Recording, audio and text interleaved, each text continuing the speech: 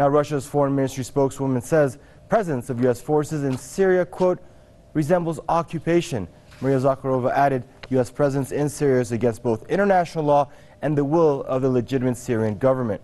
Russian officials slammed the U.S. for engaging in Syrian issues without being invited or permitted by Damascus. She also criticized Western media for not covering a trilateral summit of the Iranian, Turkish, and Russian presidents in the Russian city of Sochi on the future of Syria.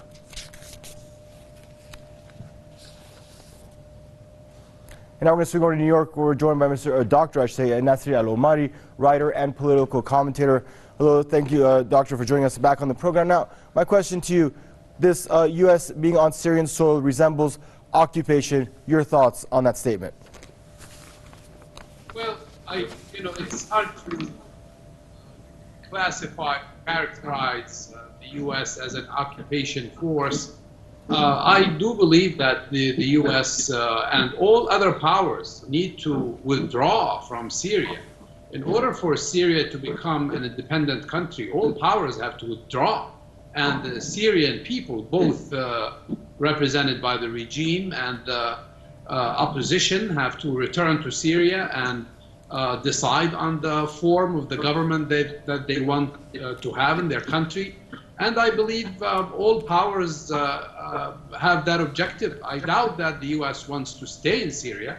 There are no strategic objectives for the U.S. to occupy Syria. They do have interests like any other country. But I do believe that if the peace process succeeds, the United States will withdraw and will not have a problem if the Syrians decide to be independent and to ask everybody to leave. So I doubt that this is a big issue, and I believe the upcoming peace process will probably lead in that direction. So you're optimistic that the U.S. will eventually get out of Syria. That's good news. Thank you, Dr. Nasir Al-Omari, for joining us, writer and political commentator, joining us there out of New York.